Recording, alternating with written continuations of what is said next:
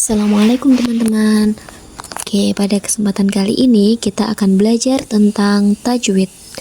Nah, sebelum itu kita akan belajar tentang apa itu pengertian dari ilmu tajwid.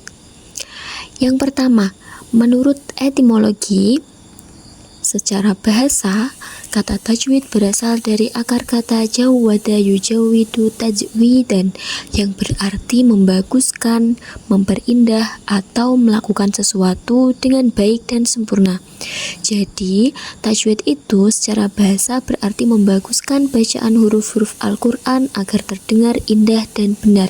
Lalu, nanti apakah belajar ilmu tajwid itu merupakan kewajiban bagi kita? Nah, pastinya kita wajib belajar ilmu tajwid, karena dengan belajar ilmu tajwid kita akan membaca Al-Quran dengan baik dan benar. Ketika kita membaca Al-Quran dengan baik dan benar, maka pahala yang kita dapat pasti akan sempurna. Kemudian yang kedua adalah pengertian tajwid secara terminologi atau istilah. Nah, menurut para ulama qiraah, tajwid adalah ilmu yang mempelajari cara melafalkan huruf-huruf Al-Quran dengan benar, baik dari segi makharijul huruf, yaitu tempat keluarnya huruf, ha itu dari mana, ta itu dari mana, ba itu seperti apa, dan nomor 2 adalah sifatul huruf, sifat-sifat huruf hijaiyah. Yang ketiga, hukum-hukum bacaan serta adab dalam membaca Al-Quran. Nah, dengan kata lain, tajwid itu mengatur bagaimana huruf dibaca sesuai aslinya, tanpa berlebih ataupun berkurang. Agar apa? Agar makna dari Al-Quran itu tidak berubah.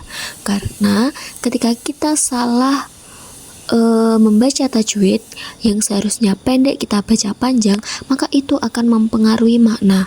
Nah, ketika maknanya salah, maka secara otomatis kita juga akan mendapatkan dosa. Kemudian yang ketiga adalah tujuan. Apa sih tujuan dari belajar ilmu tajwid? Nah, yang pertama adalah menjaga kemurnian lafaz Al-Quran sebagaimana diturunkan. Karena kita merupakan manusia yang ada pada zaman akhir, atau kita tinggal menerima Al-Quran itu secara utuh, maka kita harus memurnikan, kita harus menjaga lafaz Al-Quran itu sebagaimana dulu diturunkan. Nah, jadi ketika kita tidak belajar ilmu tajwid, maka kemurnian Al-Quran itu akan dipertanyakan. Ketika kita tajwidnya salah, yang seharusnya panjang kita baca pendek, maka itu bukan Al-Quran yang murni gitu. Jadi yang kedua adalah menghindari kesalahan bacaan, lanjal dan lahul kafi.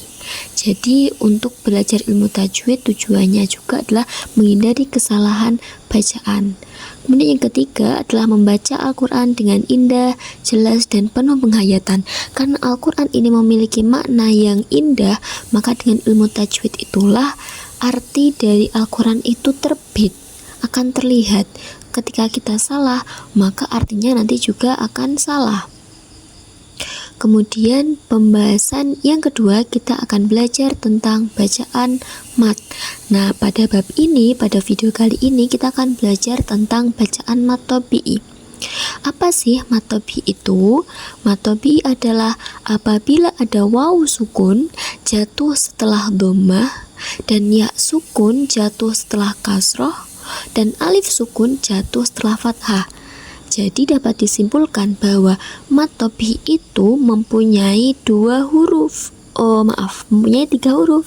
Yang pertama adalah wawu, dan yang kedua adalah alif, yang ketiga adalah ya. Terkadang biasanya kita singkat dengan lafaz ayu, alif ya wawu. Alif itu jatuh ketika setelah harokat fathah, wawu itu nanti jatuh setelah harokat dhammah, dan ya itu jatuh setelah harokat kasroh. Nah, pada video kali ini juga kita akan mengetahui contoh-contoh dari mat tabi'i. Yang pertama adalah huruf wawu. Nah, di sini ada lafaz yaqulu. Manakah yang merupakan bacaan mat? Ya, bacaan mat ada pada huruf ku, ada wawu yang disukun, dan sebelumnya huruf ko yang berharokat dhammah. Ingat teman-teman, jadi ketika wawu itu dibaca mad tabii apabila belakangnya berharokat sukun. Karena kalau tidak berharokat sukun itu namanya bukan bacaan mad tabii.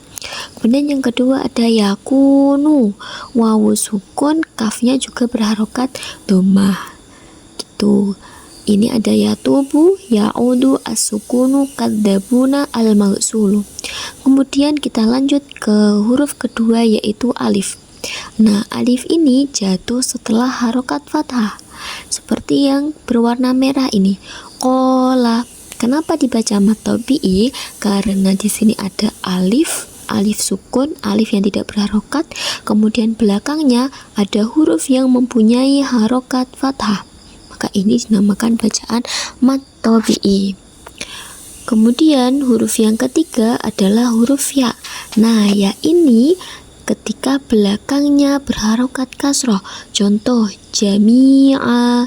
Maka yang dinamakan mad tabii adalah lafaz mi. Kenapa? Karena di situ ada huruf ya. Ya merupakan huruf mad tabii yang mempunyai harokat sukun, dan sebelumnya ada huruf hidup atau huruf yang berharokat, harokatnya adalah kasroh. Jadi kuncinya wawu itu dhammah. Bisa diingat-ingat bahwa dhammah itu bentuknya seperti wawu, maka wawu nanti gandengannya adalah dengan harokat dhammah.